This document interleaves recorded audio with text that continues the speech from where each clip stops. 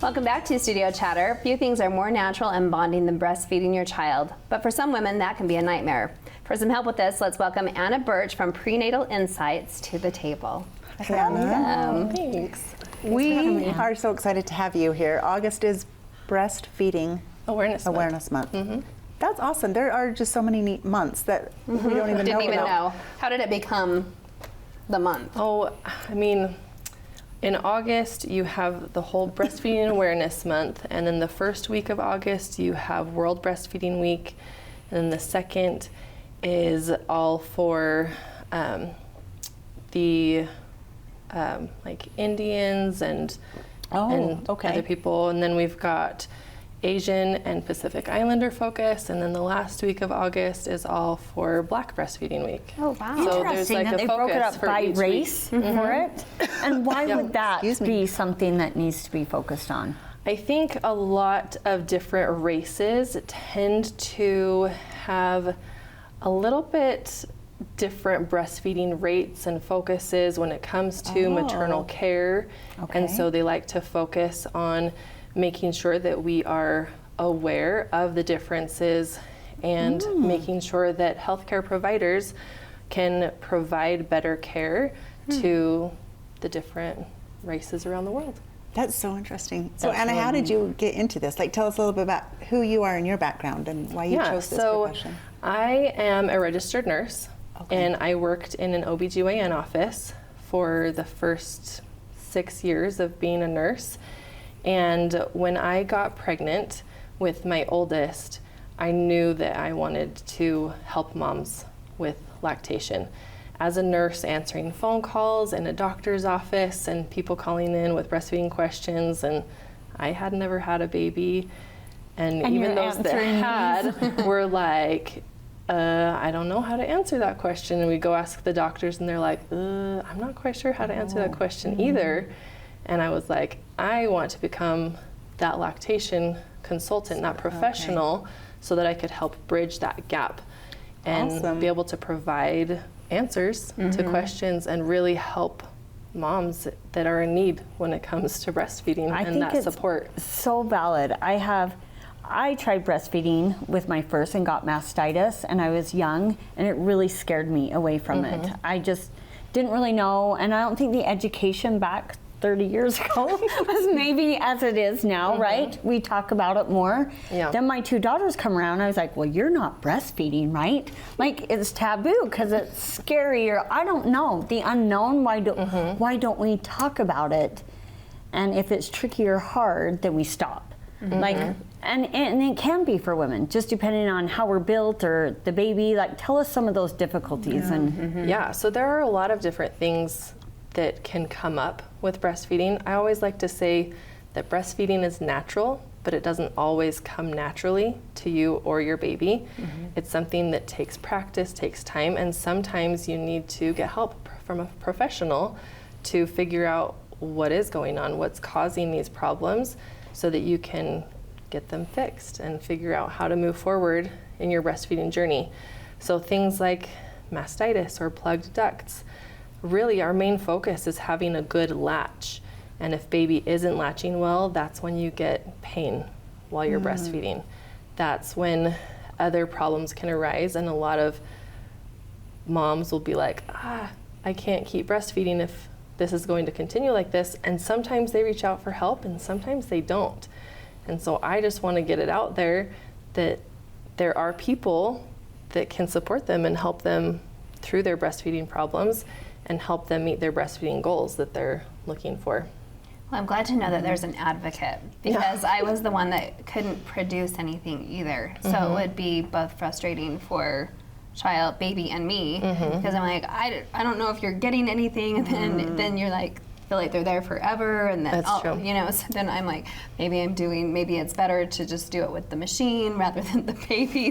Those of us that have anxiety, I know we've dealt with that too. Is the baby getting enough? I don't know, and then that causes and that's so hard to know. And the nice thing is, I go and do consultation, so I'll go to a mom's house and look at her, look at baby, watch a feeding. We can even do what's called a weigh feed weigh, where I have a really accurate scale. And we'll weigh baby before a feeding, feed the baby, and then weigh baby after. And that way you can know how much baby had at the breast. Oh, that would be nice. That was the nice thing about a bottle. So you're like 6 ounces, you can be like, that's what they drink. we're good. Like, this is how much was in the bottle, and you drink it, and okay, we know. So how you much say they you go have. into homes, is insurance covering lactation specialists? There are some insurances that cover it right now. Okay. So Blue Cross Blue Shield, Cigna, and United Healthcare have a couple plans that I'm covered under. And then other than that, it's a self-pay. Okay, it's ridiculous in this day and age that it would not be covered. 100%. I know. Like ridiculous. Insurances are like, lactation is covered for a covered provider. Insurances are crazy. Yeah, so they are. Okay, I could okay. go into that all day long. So are you still at the doctor's office? So I do work a little bit with Valley Women's Health in Provo. And mostly I have my own private practice. Okay, so if a woman called into Valley, for example, and had a question, do they automatically refer that woman to you? Or do they try and Oftentimes they answer? will. So Oh, they'll okay. try to answer questions, but if it gets to a point that they're not quite sure, Okay. then they'll say, hey, call Anna, or we'll Okay. have Anna call you. My daughter actually worked there as Yeah. well. Yeah, she loves that It's a good office so much. practice. But my one daughter did go to a lactation lady, and it really did help her. She was nervous, I think, and just questioning some things. And it's not always like cut and dry. She's like, maybe you need to pump a little bit, and then we can feed baby from the breast, and maybe supplement with a bottle. So it doesn't have to be No, like it doesn't have one way to or be the other, like which was all really reassuring breastfeeding or for her. none. Yeah.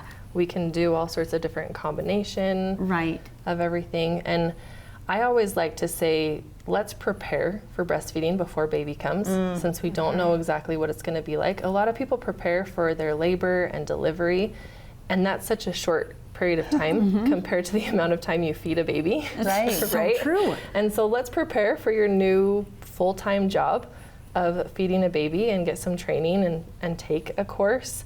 And now I offer a free breastfeeding email course. Oh my gosh. So you can go to prenatalinsights.com Okay. and sign up for that free email course. And I also offer an online course that's all you need to know about the basics of breastfeeding. Oh. Okay. And you can take that before baby comes, and you have lifetime access to always be able to refresh on it. Like maybe when baby 2 is coming, you can prepare again, and all sorts of different things that It should way. be like a normal prenatal. I feel like insurance, like Yes. it should pay for these courses. It should. We're being given a child and saying care for them, and we have no idea what we're doing, really. That's so true. Yeah, even though we have the parts, it doesn't mean that we necessarily know how to use it all. That's very true. Agreed. Always. Wow. So what is your favorite experience? Or like, have you had any like special moments that you've really like, I just helped this woman connect with her little baby? I absolutely love it when somebody calls me and they're having trouble and can't quite breastfeed or can't figure out what's going on, and I can go in there and help them like position baby and just figure out how to get them onto the breast, how to help them latch on, and then to watch them like have a full feed and be like, oh my gosh, I haven't had this No way. before. And I bet they're in Baby tears. hasn't latched I know like my this, and girls they're were just like that. I wish you would have helped us. I about ripped my husband's head off when he said, "How are we planning to like supplement?" And I'm like, I was so offended. I'm like, I am not supplementing. I am feeding our child. Is the child not getting enough milk? Right? And you're so emotional anyway. Oh, I so know. Probably It's so, speaking through all of so those hard things. with all of the hormones that come after delivery and everything. If breastfeeding isn't going well, it's so hard to be able to like calm down and take a step back. And so it's so nice to be able to call in a support system, Right. whether that's a professional or other family members or people that you've kind of created a breastfeeding support group with, and be able to get that help and have them be able to kind of let you step back and look at the whole picture and say, okay, this is what's going on. These are the options that we can do. Let's focus on this right now. See if we can get supply going well. See if we can, you know, get baby to latch, whatever the problem is, and be able to move forward with that. So Anna, how important is like nutrition and water intake? Is that the biggest thing, or is that just depending on from woman to woman? I think it really depends woman to woman. Okay. I usually say drink to thirst. So like when you get thirsty, you drink your water. Okay. And oftentimes when you are breastfeeding, you get super thirsty. I always had my big jug next to me and was like constantly drinking it while I was breastfeeding. So lots of water. And really, when it comes to nutrition, a well-balanced diet, and there really aren't any restrictions of foods There's not. you can't eat or So it's not like, don't eat Mexican, the baby's going to react or something. Wasn't that like the myth? I'm telling you. Yeah, we were educated. I know well. there are so many different myths of foods you have to avoid, or like you have to drink 5 gallons of water a day to keep up your supply. And I always like to say, there are women in India that eat super spicy food and they breastfeed their babies and they're just fine, right? This is true. And there are also starving people in Africa that feed their babies and are able to produce the milk that their babies need. Good point. I just look at the whole spectrum and I'm like, hey, we have all these different situations, but really when it comes down to it, you can eat whatever you want and just drink and try to eat a healthy Can I ask you one last question as our time's up? What about the length of time? Do you ever like try and get to that first year mark, or at least get like, or any recommendations on that, or is that just a totally personal choice? I think it's totally a personal choice. The American Academy of Pediatrics recommends to exclusively breastfeed for the first 6 months, so no other drinks, food, anything like that. Okay. So at 6 months is when you would start introducing food. solid foods and things. And then it used to be that they recommended for up to a year, but now they've actually moved that to up to 2 years. Oh, have they really? Yeah. Okay, I did not know that. I'm glad I asked. And really, they say up to 2 years or until like mutually decided between mom and baby to stop. So whether that's beyond 2 years or whether that's before then. Okay. But Good to know. all good information. Thank you so Anna. you're much. welcome. And such a calming person. I know, I'm like, I would want could you maybe right there. try it again if I had to. Thank you. You're welcome. There's more studio chatter coming up.